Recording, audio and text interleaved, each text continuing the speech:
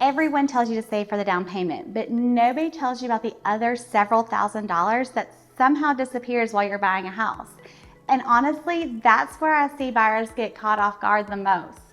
Not because they couldn't afford the house, but because nobody explained all the other expenses that show up before closing, at closing, and right after closing. I've had buyers who were financially ready to buy a home, but they were shocked by how many checks they had to write before they ever got the keys.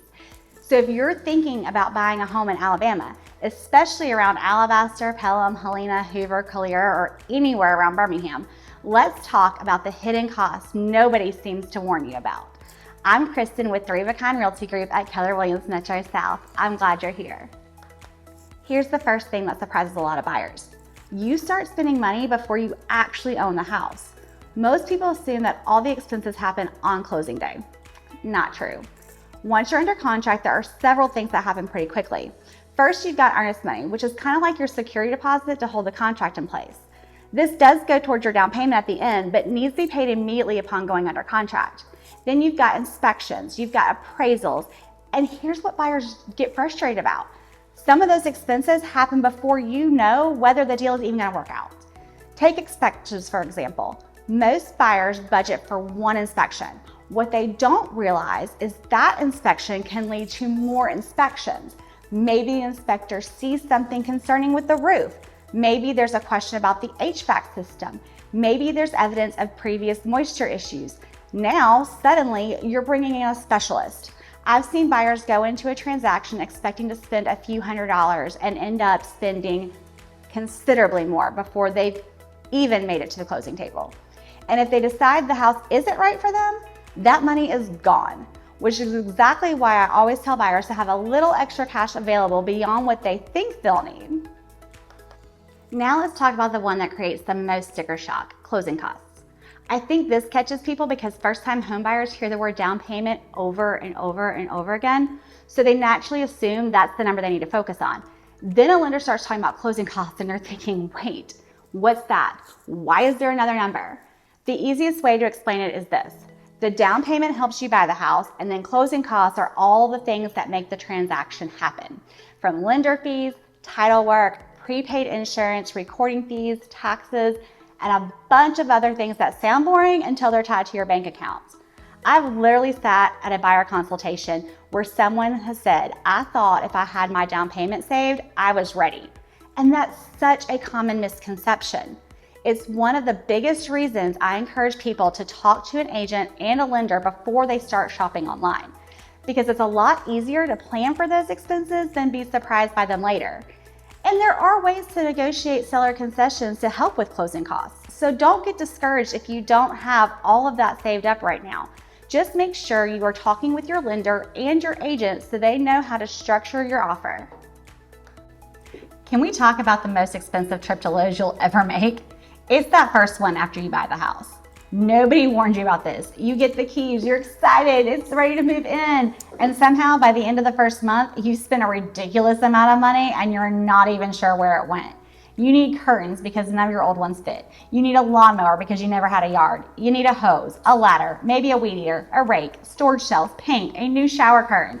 Suddenly, Amazon knows your name personally. And don't even get me started on Target. I swear every homeowner makes 17 Target runs the first month they're in a new house.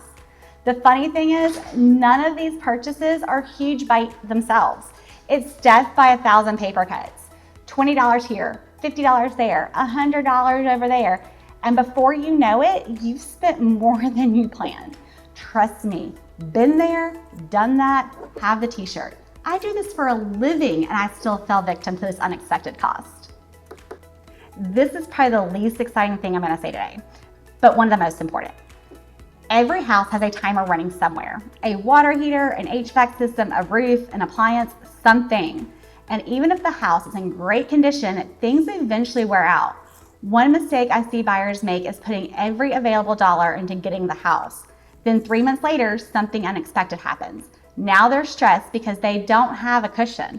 I always want my buyers thinking beyond closing day, because buying the house is only step one.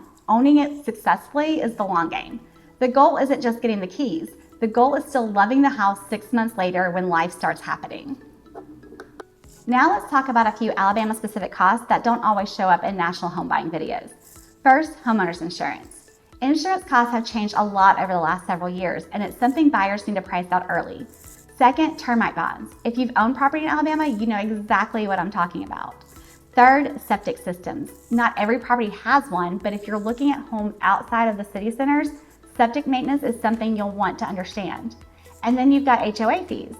Some neighborhoods have them, some don't. But if you're moving from a rental, that may be an expense you've never had to budget for before. And finally, property taxes and insurance can change over time, which means your monthly payment can change too. A lot of homeowners are surprised by that because nobody explained how escrow works when they bought the house. So, if you're thinking about buying a home in Central Alabama, here's what I want you to take away from this. Don't just ask yourself whether you can afford the mortgage. Ask yourself whether you've planned for the entire process. Because the buyers who feel the least stressed are usually the ones who understand where all the money goes before they start house hunting. If you're trying to figure out how much cash you actually need to buy a home around Alabaster, Pelham, Helena, Calera, or anywhere around Birmingham, comment buyer below or reach out directly. I'll send you my home buyer budget worksheet that breaks down all of these expenses so you can build a realistic plan before you start looking at houses. If this is helpful, make sure you like and subscribe so you don't miss the next one. And if you're buying or selling anywhere around Central Alabama, I'm Kristen with 3 of a Kind Realty Group at Keller Williams Metro South, and I'd love to help.